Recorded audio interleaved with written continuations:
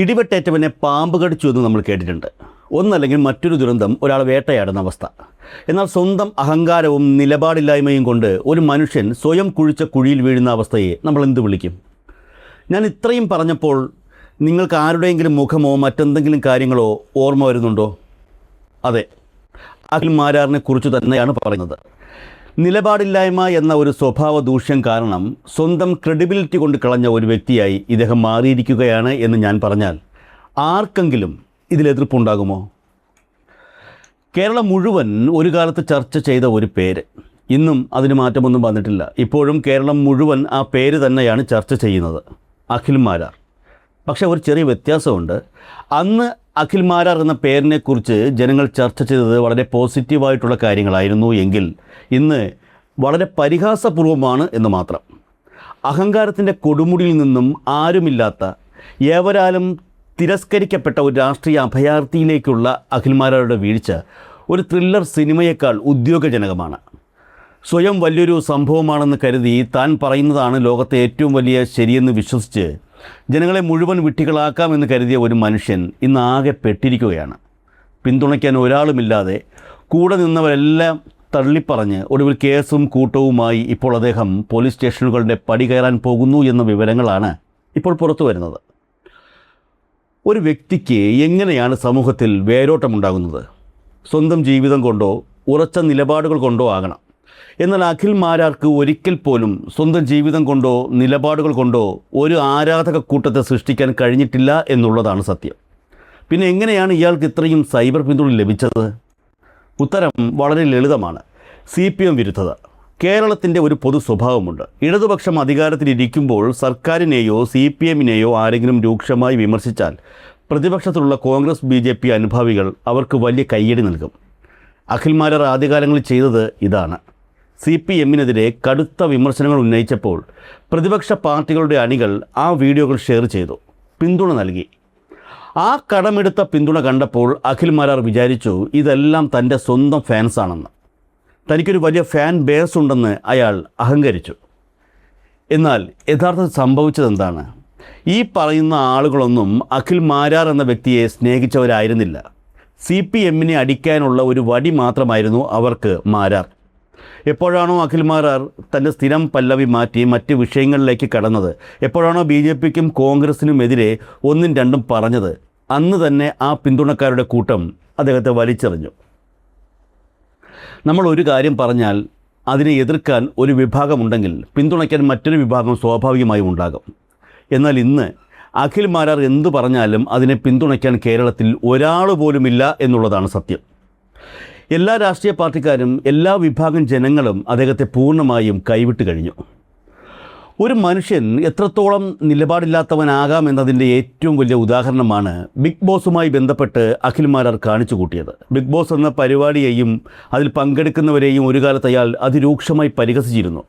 പണിയില്ലാത്തവർ പോകുന്ന സ്ഥലമെന്നും മോശം പരിപാടി എന്നും പറഞ്ഞ അതേ നാക്കുകൊണ്ട് പിന്നീട് അതേ പരിപാടിയിൽ പോയി മത്സരിക്കുകയും വിജയിക്കുകയും ചെയ്തു. പണത്തിനും പ്രശസ്തിക്കും വേണ്ടി സ്വന്തം നിലപാടുകൾ കാറ്റിൽ പറത്താൻ തനിക്ക് യാതൊരു മടിയുമില്ല എന്ന് അയാൾ അവിടെ തെളിയിച്ചു. അതിൽ നിന്ന് കിട്ടിയ സാമ്പത്തിക നേട്ടങ്ങളെക്കുറിച്ച് അയാൾ പിന്നീട് സംസാരിച്ച രീതികൾ നാം കണ്ടതാണ്. തനിക്കിപ്പോൾ വലിയ സാമ്പത്തിക ഉന്നതിയുണ്ടെന്ന് പരസ്യമായി പറഞ്ഞ് ആ പണത്തിൻ്റെ അഹങ്കാരത്തിൽ ജനങ്ങൾക്കിടയിൽ അഭിരമിക്കുന്ന ഒരു വ്യക്തിയാണ് പിന്നീട് നാം കണ്ടത്. തനിക്ക് ലഭിച്ച അവസരങ്ങളെല്ലാം താൻ കൃത്യമായി വിനിയോഗിച്ചു എന്ന് അയാൾ സ്വയം അവകാശപ്പെടുമ്പോഴും യഥാർത്ഥത്തിൽ സ്വന്തം വ്യക്തിത്വത്തെ വിറ്റ് കാശാക്കുകയാണ് താൻ ചെയ്തതെന്ന് അയാൾ സൗകര്യപൂർവ്വം മറന്നു. സെലിബ്രിറ്റി എന്ന പദവി അനാവശ്യമായി മുതലെടുത്ത് രാഷ്ട്രീയത്തിലേക്ക് ചാടി ഇറങ്ങിയ അഖിൽ മാരാർ ഇന്ന് കേരള രാഷ്ട്രീയത്തിലെ ഒരു അഭയാർത്ഥിയായി മാറിക്കഴിഞ്ഞു. വെറും അഭയാർത്ഥിയല്ല, രാഷ്ട്രീയ അഭയാർത്ഥി. ഓരോ പാർട്ടികളിലേക്ക് മാറി മാറിപ്പോയി സ്വന്തം കരിയർ തന്നെ അയാൾ നശിപ്പിച്ചു. BJPയുമായി ഇപ്പോൾ വലിയ ശത്രുതയിലാണ്. കശ്മീർ വിഷയത്തിൽ അയാൾ നടത്തിയത് രാജ്യവിരുദ്ധ പരാമർശങ്ങളാണെന്ന് പറഞ്ഞ് BJP നേതൃത്വം പുള്ളിക്കാരനെ വെറുത്തു. BJP നേതാവ് തന്നെ നൽകിയ കേസ് ഇപ്പോഴും നിലനിൽക്കുന്നു. അതിനാൽ NDA മുന്നണിയിൽ അയാൾക്ക് സ്ഥാനമില്ല. ഇനി കോൺഗ്രസിലേക്കോ? കൊട്ടാരക്കര സീറ്റ് കോൺഗ്രസ് തനിക്ക് നൽകുമെന്ന് മാരാർ വിശ്വസിച്ചിരുന്നു. എന്നാൽ അവിടെ ഐഷ പോറ്റി കടന്നു വരികയും പിന്നീട് കോൺഗ്രസ് സ്ഥാനാർത്ഥിയായി ആ സീറ്റ് എടുക്കുകയും ചെയ്തതോടെ മാരാരുടെ മോഹങ്ങൾ തകർന്നു. തുടർന്ന് 2020യുടെ ഭാഗമായ ശേഷം കോൺഗ്രസ് നേതാക്കൾക്കെതിരെ അയാൾ അങ്ങേയറ്റം രൂക്ഷമായ വിമർശനങ്ങൾ ഉന്നയിച്ചു. അതോടെ കോൺഗ്രസിൻ്റെ വാതിലും എന്നേക്കുമായി അടഞ്ഞു. 2020 പാർട്ടിയുമായി ഉണ്ടായിരുന്ന ബന്ധവും വൈകാതെ തകർന്നു. CPM-നോടുള്ള കടുത്ത വിരോധം കാരണം ഇടതുപക്ഷത്തേക്ക് ഒരിക്കലും പ്രവേശനം ലഭിക്കില്ലെന്നത് ഉറപ്പാണ്. ചുരുക്കത്തിൽ സ്വന്തം ഇരട്ടത്താപ്പുകൾ കൊണ്ട് എല്ലാ വാതിലുകളും കൊട്ടിയടയ്ക്കപ്പെട്ട രാഷ്ട്രീയത്തിലെ ഒരു അനാഥ ജന്മമായി അഖിൽ മാരാർ എന്ന രാഷ്ട്രീയക്കാരൻ മാറിക്കഴിഞ്ഞു. ഈ ഇരട്ടത്താപ്പുകളുടെ എല്ലാം ക്ലൈമാക്സാണ് നമ്മൾ 24 ന്യൂസിലെ ജനകീയ കോടതിയിൽ കണ്ടത്. അവതാരകൻ ഹാഷ്മി താജ് ഇബ്രാഹിം കൃത്യമായ ചോദ്യങ്ങൾ ചോദിച്ചപ്പോൾ മാരാരുടെ കള്ളത്തരങ്ങൾ ഓരോന്നായി പൊളിഞ്ഞു വീണു. തൻ്റെ മുൻകാല നിലപാടുകളിലെ വൈരുദ്ധ്യങ്ങൾ തുറന്നുകാട്ടപ്പെട്ടപ്പോൾ ഉത്തരം മുട്ടിയ മാരാർ പിന്നീട് ഫേസ്ബുക്കിൽ വന്നുകൊണ്ട് സ്വന്തം പരാജയത്തെ ന്യായീകരിക്കാൻ ശ്രമിച്ചു. 24 ന്യൂസിൽ തകർന്നു തരിപ്പണമായതിന് പിന്നാലെ ഫേസ്ബുക്കിൽ അതിനെ ന്യായീകരിക്കാൻ 3-4 പോസ്റ്റുകൾ പുള്ളിക്കാരൻ ഇട്ടിരുന്നു. അതിൽ ഒരു പോസ്റ്റിൽ പുള്ളി പറയുന്ന ഒരു കാര്യമുണ്ട്: എൻ്റെ ഏറ്റവും വലിയ ശത്രുക്കൾ അന്തം കമ്പികളും സുഡാപ്പികളുമാണ്. ഈ 2 വിഭാഗത്തിനു വേണ്ടി ജീവിക്കുന്ന രക്തസാക്ഷിയാണ് ഹാഷ്മി. ഒരിക്കൽ പിണറായിയെ വെളുപ്പിക്കാൻ വന്ന് നാണം കെട്ടതിൻ്റെ പ്രശ്നം മാറാൻ സാബു ജേക്കബിനെ വെളുപ്പിക്കാൻ ഇറങ്ങി, അത്രയേ ഉള്ളൂ. അതിൽ തന്നെ എതിർക്കാൻ 3 വിഭാഗം രാഷ്ട്രീയക്കാരും ഉണ്ട് എന്നത് ഹാഷ്മിക്ക് ഗുണം ചെയ്തു. അപ്പോൾ കാര്യങ്ങളെല്ലാം മാരാർക്ക് കൃത്യമായി അറിയാം എന്നുള്ളതാണ് ഇതിലൂടെ വ്യക്തമാവുന്നത്. എന്നാൽ അത് അവിടെ അവസാനിച്ചിട്ടില്ല. തൻ്റെ പരാജയഭീതി മറയ്ക്കാൻ ഒരു മാധ്യമപ്രവർത്തകനെ ആശയപരമായി നേരിടുന്നതിന് പകരം അയാൾ ഏറ്റവും തരംതാണ വ്യക്തിഹത്യയിലേക്ക് കടന്നു. കാറിലിരുന്ന് ചെയ്ത ആ വീഡിയോയിൽ അവതാരകൻ ഹാഷ്മിയുടെ അമ്മയെയും കുടുംബത്തെയും അങ്ങേയറ്റം അശ്ലീലമായ ഭാഷയിലാണ് മാരാർ അധിക്ഷേപിച്ചത്. മാധ്യമപ്രവർത്തകൻ്റെ മാതാവിൻ്റെ സ്ത്രീത്വത്തെ അപമാനിക്കുകയും പിതൃത്വത്തെ ചോദ്യം ചെയ്യുകയും ചെയ്യുന്ന തരത്തിലുള്ള ഈ സംസാരം ഒരു മനുഷ്യന് എത്രത്തോളം തരം താഴാമെന്നതിൻ്റെ ഏറ്റവും വലിയ ഉദാഹരണമായി ചൂണ്ടിക്കാട്ടാം.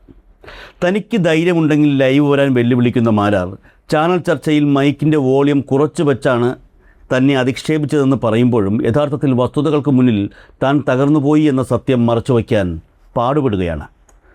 സോഷ്യൽ മീഡിയയിൽ എന്തും വിളിച്ചു പറയാം, ആരും ചോദിക്കില്ല എന്ന അഹങ്കാരത്തിനേറ്റ ഏറ്റവും വലിയ തിരിച്ചടിയാണ് ഇപ്പോൾ വന്നിരിക്കുന്നത്. കേരള കോൺഗ്രസ് എം സംസ്ഥാന സമിതി അംഗവും പൊതുപ്രവർത്തകനുമായ AH ഹഫീസ് ഈ വിഷയത്തിൽ DGPക്ക് നേരിട്ട് പരാതി നൽകി കഴിഞ്ഞു. മാധ്യമപ്രവർത്തകൻ്റെ പ്രായമായ മാതാവിനെ അനാവശ്യമായി വിവാദത്തിലേക്ക് വലിച്ചിഴച്ചതിനും സ്ത്രീത്വത്തെ അപമാനിച്ചതിനും അശ്ലീലം പ്രചരിപ്പിച്ചതിനും മാരാർക്കെതിരെ കർശനമായ നിയമ നടപടികൾ ഉണ്ടാകുമെന്ന കാര്യത്തിൽ നിയമവിദഗ്ധരും സംശയം പറയുന്നില്ല. കാരണം പണി കിട്ടുമ്പോൾ വീട്ടിലിരിക്കുന്ന അമ്മമാരെ പറഞ്ഞ് മാപ്പ് പോലും കിട്ടാത്ത അവസ്ഥയിലാകുന്ന ഇത്തരം പ്രവൃത്തികൾ സമൂഹത്തിന് അപമാനമാണെന്ന് പൊതുസമൂഹം ഒന്നടങ്കം പറയുന്നുണ്ട്. ഒരാളുടെയും പിന്തുണയില്ലാതെ, ഒരു രാഷ്ട്രീയ പാർട്ടിയിലും ഇടമില്ലാതെ സമൂഹത്തിൻ്റെ മുഴുവൻ വെറുപ്പ് സമ്പാദിച്ച് അതിനിടയിൽ പോലീസ് കേസും തലയ്ക്ക് മീതെ തൂങ്ങിക്കിടക്കുമ്പോൾ അഖിൽ മാരാർ ശരിക്കും പെട്ടുപോയി കിടക്കുകയാണ്. സ്വന്തം സെലിബ്രിറ്റി പദവി അനാവശ്യമായി മുതലെടുത്ത് ജനങ്ങളെ വിഡ്ഢികളാക്കാമെന്ന് കരുതിയ ഒരാൾക്ക് കിട്ടിയ 8ൻ്റെ പണിയാണത്. രാഷ്ട്രീയത്തിലേക്ക് ഇറങ്ങി സ്വന്തം കരിയർ തന്നെ നശിപ്പിച്ച് ഇരുളടഞ്ഞ ഒരു ഭാവിയുമായി അയാൾ നിൽക്കുന്നു. അഹങ്കാരവും നിലപാടില്ലായ്മയും പണത്തിൻ്റെ ഹുങ്കും ഒരാളെ എത്രത്തോളം താഴേക്ക് കൊണ്ടുപോകുമെന്നതിൻ്റെ ജീവിക്കുന്ന പാഠപുസ്തകമാണ് ഇന്ന് അഖിൽ മാരാർ. ഒരു മാധ്യമപ്രവർത്തകൻ്റെ അമ്മയെ തെറി വിളിച്ചതിലൂടെ തൻ്റെ മാനസിക നിലവാരം എത്രത്തോളം പരിതാപകരമാണെന്ന് അയാൾ സ്വയം തെളിയിച്ചിരിക്കുന്നു. ഇനി നിയമം അതിൻ്റെ വഴിക്ക് പോകും. ഒപ്പം കാലം മായ്ക്കാത്ത ഒരു വലിയ പരാജയത്തിൻ്റെ ചരിത്രമായി അഖിൽ മാരാർ എന്ന പേരും അവശേഷിക്കും.